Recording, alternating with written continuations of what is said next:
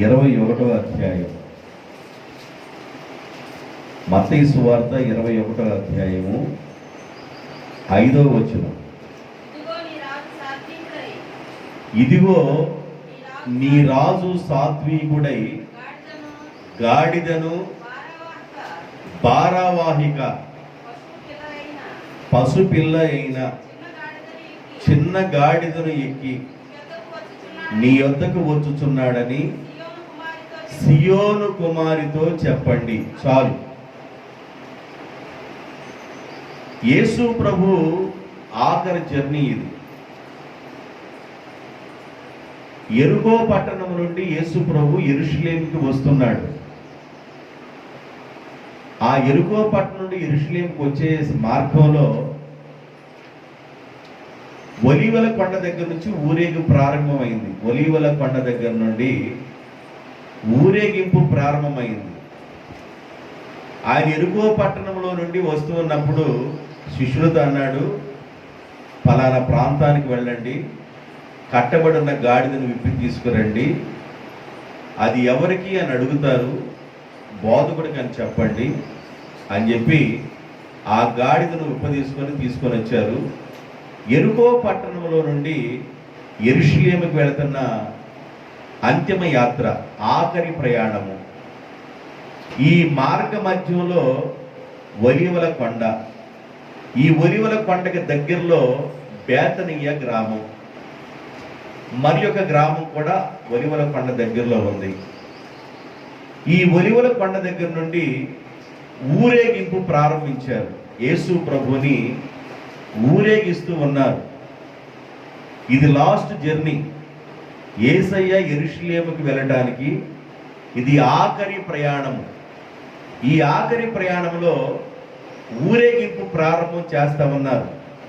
చాలామంది యేసు ప్రభుని గాడిద మీద కూర్చోబెట్టి వారి బట్టలు పరిచి, అలాగే చెట్టు కొమ్మలు కూడా వేసి ఆయన ఊరేగించుకుంటూ హోసన్నా జయము, హోసన్నా జయమని పాటలు పాడుకుంటూ దావీదు కుమారునికి జయమని ఊరేగిస్తూ యూదుల రాజుకి జయని వారు నినాదం చేస్తూ యూదుల రాజు అయినా, యూదుల రాజు అయినని అందరూ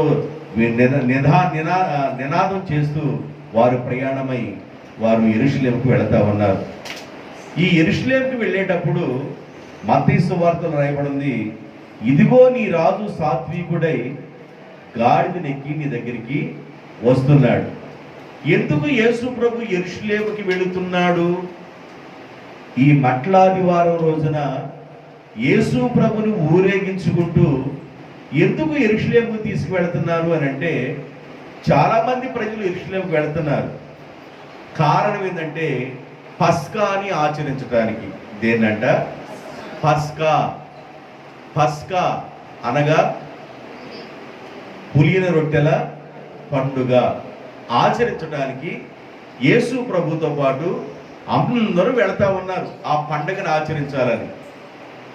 అయితే యేసు ప్రభువే పస్కా బలి పశువుగా మార్చబడతాడనే విషయం యేసు ప్రభుకు తెలుసు, కానీ ప్రజలకు తెలియదు. ప్రజలు ఊరేగించుకుంటూ వెళుతున్నారు. హైదరాబాద్ నుంచి బయలుదేరారు, కానీ అయ్యగారు ప్రవీణ్ పగడాల రాజమండ్రి దగ్గరికి వెళ్ళిన తర్వాత యాక్సిడెంట్గా మరి ఆ విధంగా చిత్రీకరిస్తారనే విషయం ఆయనకి తెలియదు. తెలిసింటే హైదరాబాద్ ప్రయాణం ఆగిపోయేది. తెలియదు.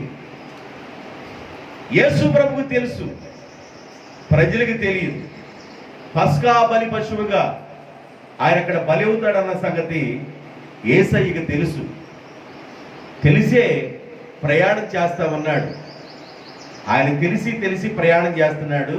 అది ఆఖరి జర్నీ. పస్కాని ఆచరించడానికి అక్కడికి వెళుతున్నారు.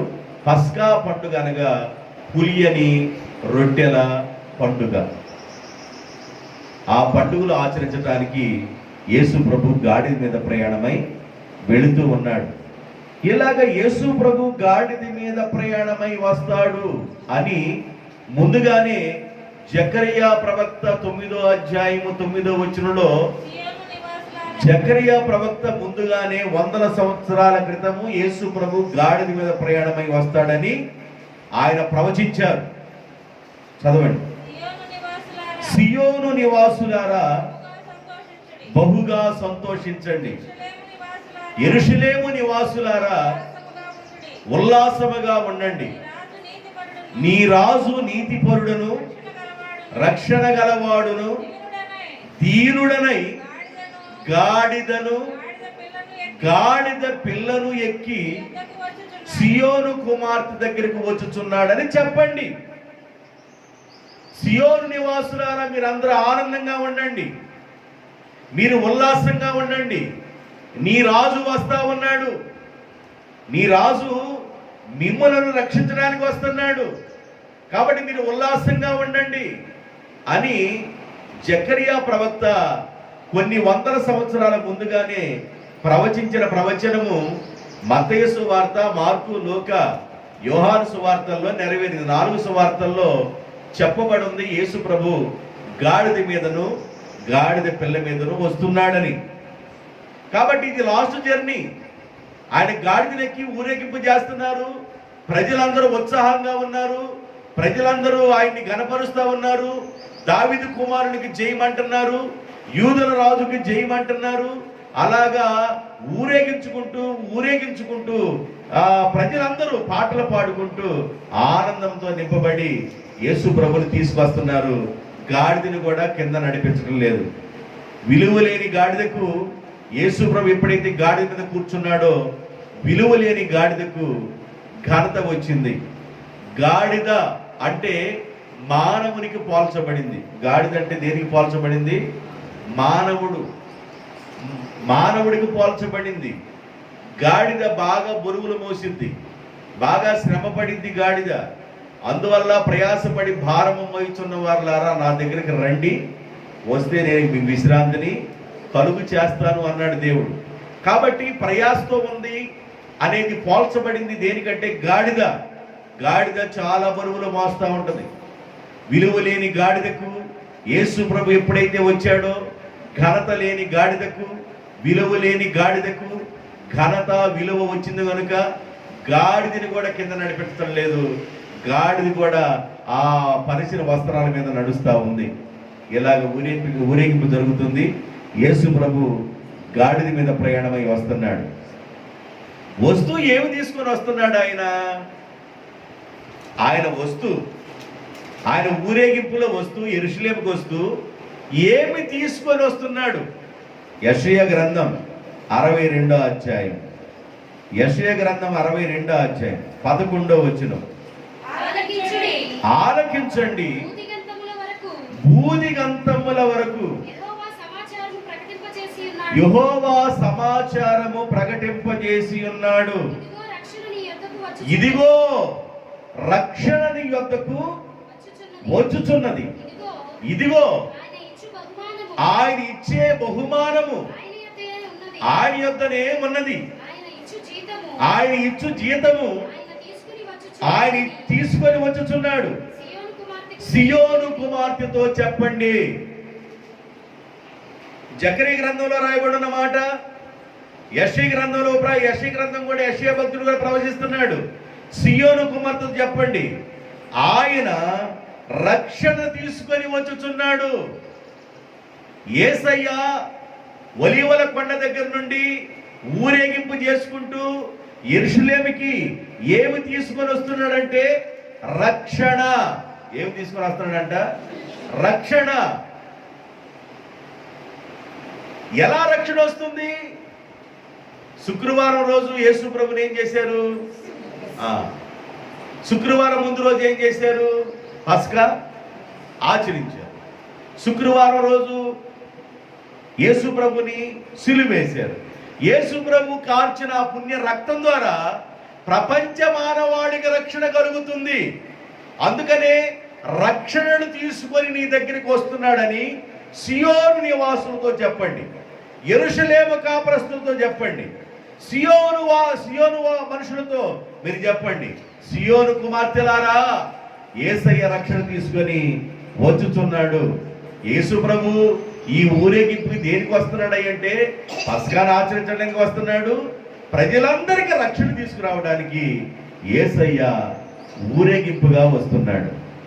ఈ ఊరేగింపుగా వస్తున్నప్పుడు జనాలు అంటున్నారు, ఇదిగో చిన్నపిల్లలు కూడా అల్లరితో కేకలేస్తున్నారు, బోధపడా నీకు అర్థం కావట్లేదా?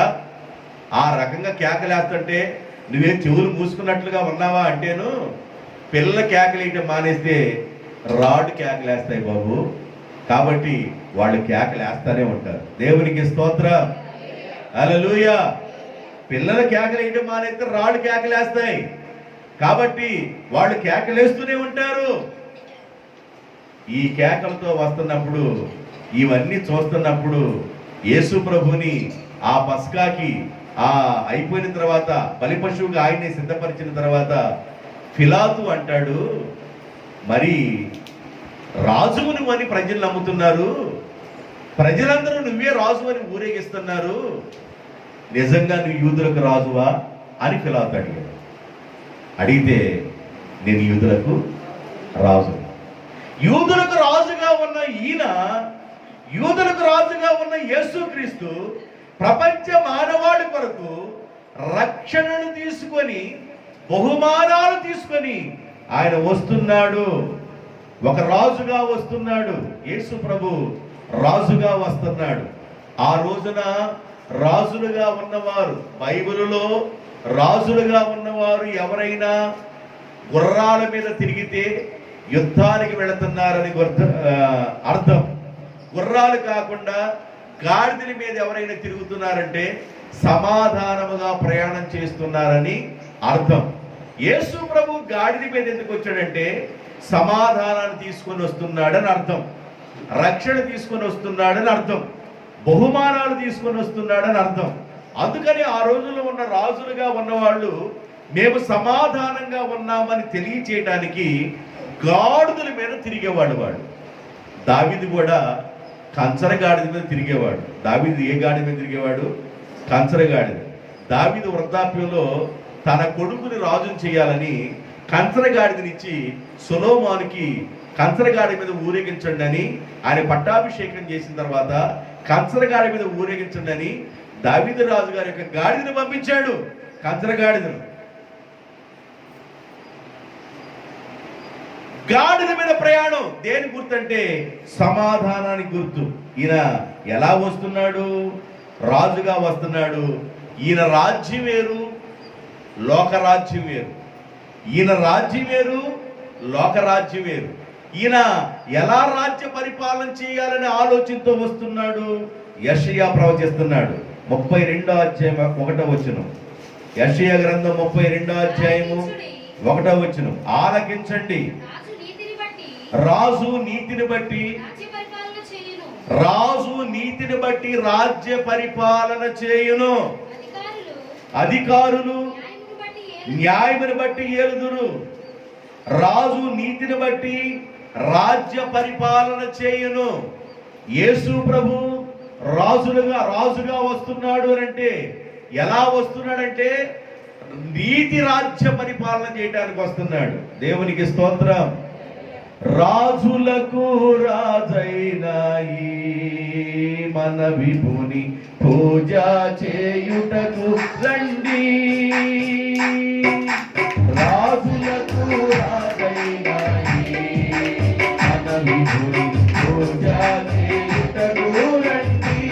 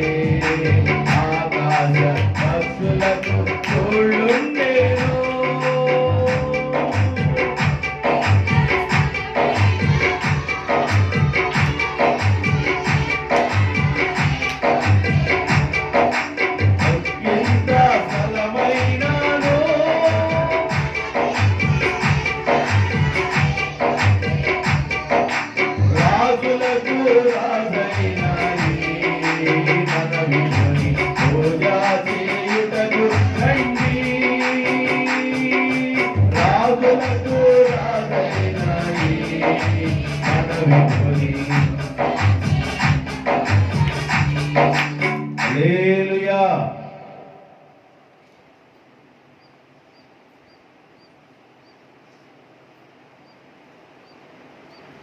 ఈ రాజు గారు నీతిని బట్టి పరిపాలన చేసి ఈ రాజు కీర్తనకారుడైన దావీదు గారు 2వ కీర్తన 6వ వచనంలో ఒక మాటను గుర్తు చేస్తాడు. నేను నా పరిశుద్ధ పర్వతమైన సియోను మీద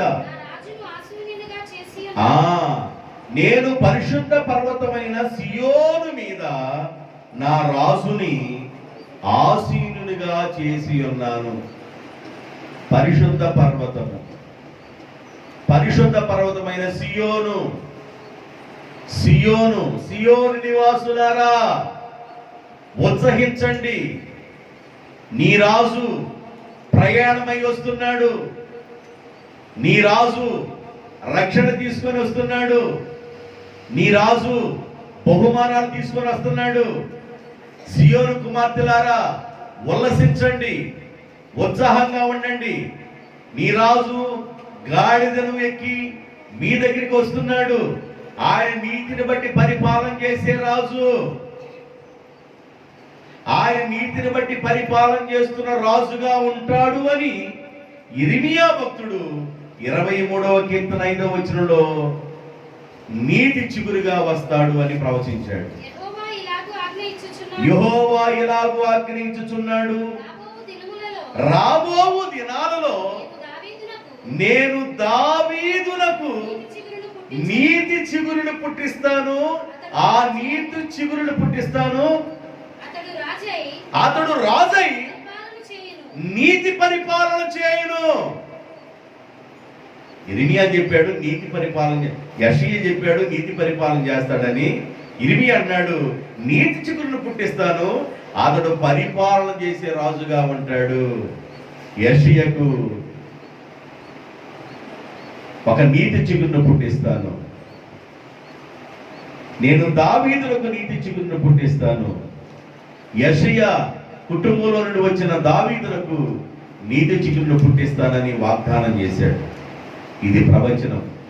ఈ మట్లాది వారం గురించిన ప్రవచనం. నీతి పరిపాలన చేయబోతున్న రాజు, నీతి చిగురుగా వచ్చిన రాజు, నీతి పరిపాలన చేయటానికి ఆయన రాజుగా రంగప్రవేశం చేస్తున్నాడు. అంతకుముందు బోధకుడుగాను, అంతకుముందు ప్రజలను స్వస్థపరచువాడుగాను ఆయా ప్రాంతాల్లో సంచరించి ఈ ఫైనల్ ఆఖరి అంతిమ యాత్రలో ఆయన ఒక రాజుగా కనపరుచుకుంటున్నాడు. అంతకుముందు ఆయన రాజుగా కనపరుచుకోలేదు, కానీ ఇప్పుడు ఈ హోలీ వీక్లో, ఈ పరిశుద్ధమైన వారంలో ఆయన రాజుగా ప్రజలకు కనపరుచుకుంటున్నాడు. నేను నీతిని బట్టి రాజ్యాన్ని పరిపాలన చేసేవాడను. ఒరే బాబు, మీ పరిపాలన 5 సంవత్సరాలు చేస్తారు, 10 సంవత్సరాలు చేస్తారు, ఒకవేళ 40 సంవత్సరాలు చేస్తారు. ఇలాగ మీ పరిపాలన అలాగుండిద్దేమో. నేను చేసే పరిపాలన అలా ఉండదు. నేను చేసే పరిపాలన వేరు, నా నీతి పరిపాలన వేరు. నీతి రాజుగాను నీతితో పరిపాలన చేయడానికి నేను వస్తాను. నేను ఇప్పుడు మీకు రాజుగా కనబరుచుకోవడానికి వస్తున్నాను. ఒక పట్టాభిషేకం జరుగుతుంది. కాబట్టి పరిపాలన చేయడానికి వచ్చే నేను ఎంతకాలము పరిపాలన చేస్తానంటే దానియేలు గ్రంథం 7వ అధ్యాయము 14వ వచనం. దానియేలు గ్రంథం 7వ అధ్యాయము 14వ వచనం. సకల జనులను, రాష్ట్రములను, ఆయా భాషలు మాట్లాడువారును ఆయనను సేవించినట్లు ప్రభుత్వమును, మహిమయు, ఆధిపత్యమును ఆయనకి ఇయ్యబడెను.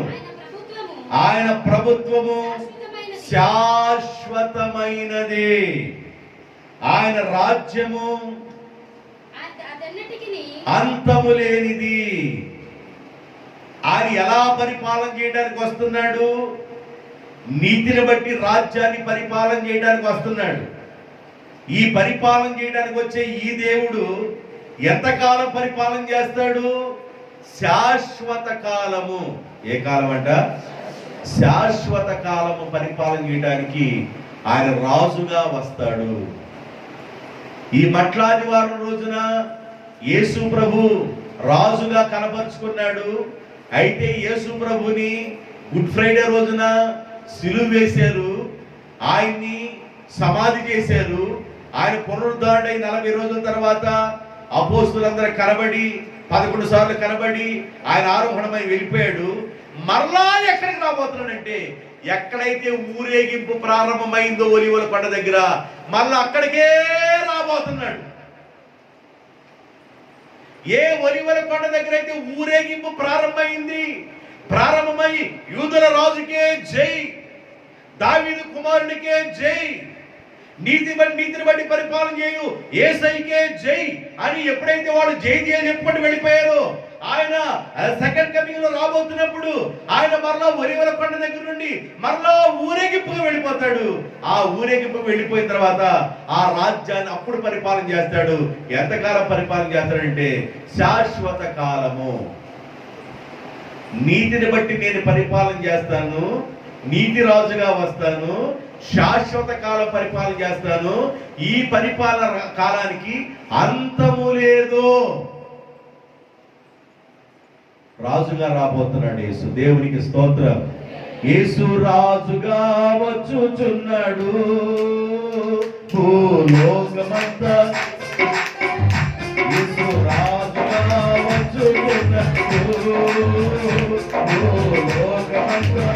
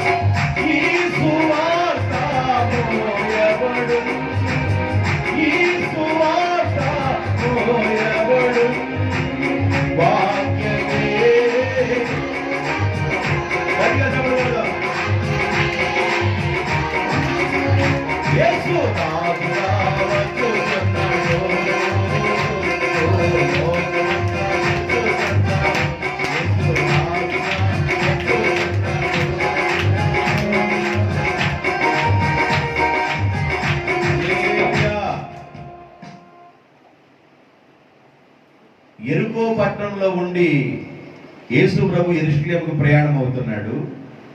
ఈ మార్గ మధ్యంలో ఉన్న ఒలివల కొండ దగ్గర నుండి ఊరేగింపు కార్యక్రమం ప్రారంభమవుతుంది. ఆ ప్రక్కనే బేతనియ మరి ఒక ప్రాంతము ఆ ప్రక్కనే ఉంది. ప్రజలందరూ అక్కడ సమకూర్చబడి వచ్చారు. ఊరేగింపు స్టార్ట్ చేసుకుని వెళ్తున్నారు. ఈ ఊరేగింపులో ప్రజలందరూ ఏమంటున్నారంటే, యూదుల రాజుకే జయము, రాబోయే మెస్సయ్య యూదుల రాజుకే జయము, దావీదు కుమారునికే జయము, హోసన్న హోసన్న అని కేకలు వేస్తున్నారు. హోసన్న అనే మాటకు అర్థం సిరియా భాష నుండి వచ్చిన పదం కనుక ఇప్పుడే మమ్ములను రక్షించము. హోసన్న మీనింగ్ ఇప్పుడే మమ్ములను రక్షించుము అని కేకలు వేస్తుంటే ప్రవక్తలు ముందుగా ప్రవచించారు. ఆయన రాజుగా ఎందుకు వెళుతున్నాడంటే, సియోను కుమార్తెకు చెప్పండి, సియోను కుమార్తెలారా ఉల్లసించండి, సియోను కుమార్తెలారా ఆనందించండి, మీ రాజు రక్షణను బహుమానాలు తీసుకొని మీ దగ్గరికి వచ్చుచున్నాడు, రక్షణ తీసుకొని వచ్చుచున్నాడు, ఆయన గాడిదనెక్కి సమాధానంతో వచ్చుచున్నాడు అని ముందుగా ప్రవచించబడిన మాటలు చెప్పారు. ఇలాగా రక్షణ తీసుకొని వచ్చే ఈ రాజు ఎలా పరిపాలన చేస్తాడు? నీతిని బట్టి పరిపాలన చేస్తాడు. ఎంతకాలం పరిపాలన చేస్తాడు? శాశ్వత కాలము పరిపాలన చేస్తాడు. ఆయన రాజ్యము అంతము లేని రాజ్యముగా ఉంటుంది.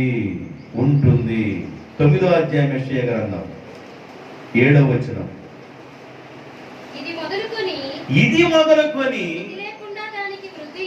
మితి లేకుండా దానికి వృద్ధియు క్షేమమును కలుగునట్లు సర్వకాలములలో ఉండే రాజు. ఏ రాజు అంటే ఈ రాజు సర్వకాలము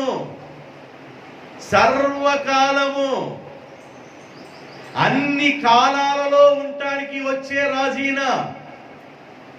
ఒక రాజు రాజ్యాన్ని పరిపాలన చేస్తే 30 సంవత్సరాలు, 40 సంవత్సరాలు, 5 సంవత్సరాలు, 2 సంవత్సరాలు, ఒకవేళ 50 సంవత్సరాల పరిపాలన చేస్తున్నారేమో కానీ ఈయన సర్వకాలములలో పరిపాలన చేస్తే రాజుగా ఆయన రాజ్యాన్ని ప్రారంభిస్తున్నాడు.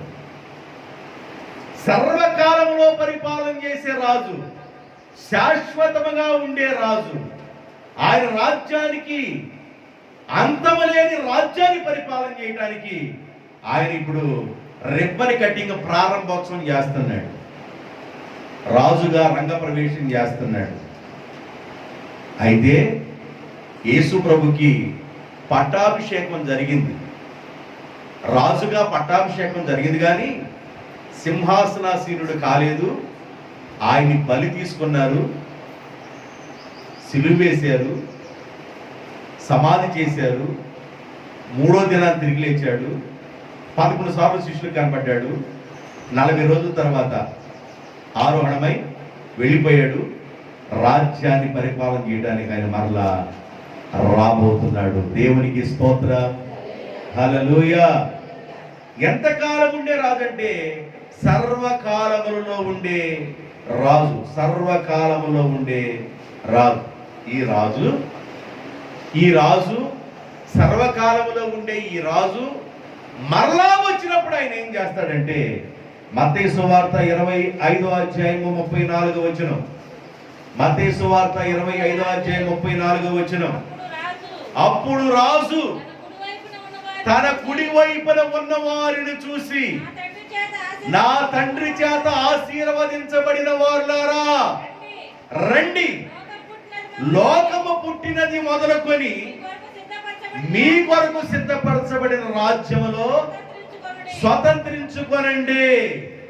మీరు రండి, కుడి వైపున ఉన్న వారులారా, నా తండ్రి చేత ఆశీర్వదించబడిన వారులారా, మీ కొరకు ఒక రాజ్యాన్ని సిద్ధపరిచాను.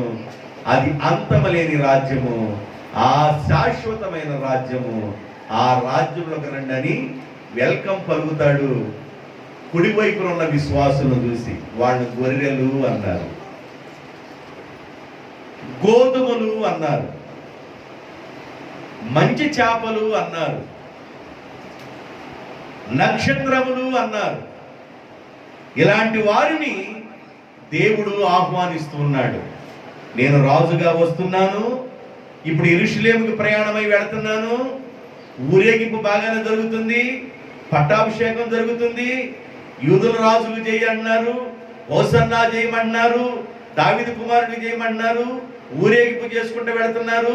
యేసు ప్రభు ఎందుకు వెళుతున్నాడంటే పస్కా పండుగను ఆచరించడానికి వెళుతున్నాడు. ఏ పండుగని?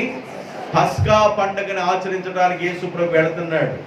అక్కడ బల్లారాధన కార్యక్రమం ముందుగానే జరుగుతుంది.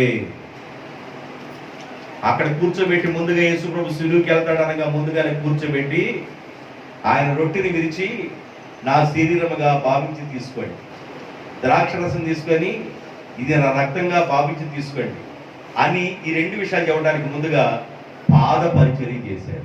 ఏం చేశాడు? పాద పరిచర్య చేశాడు. పాద పరిచర్య చేస్తుంటే పేతురు అన్నాడు, అయ్యా నన్ను కడగొద్దాయి అన్నాడు. పేతురు, నేను నిన్ను కడగని ఎడలా నాతో నీకు పాలు లేదు, అయితే నన్ను నిలువెల్లా కడుగయ్య అన్నాడు.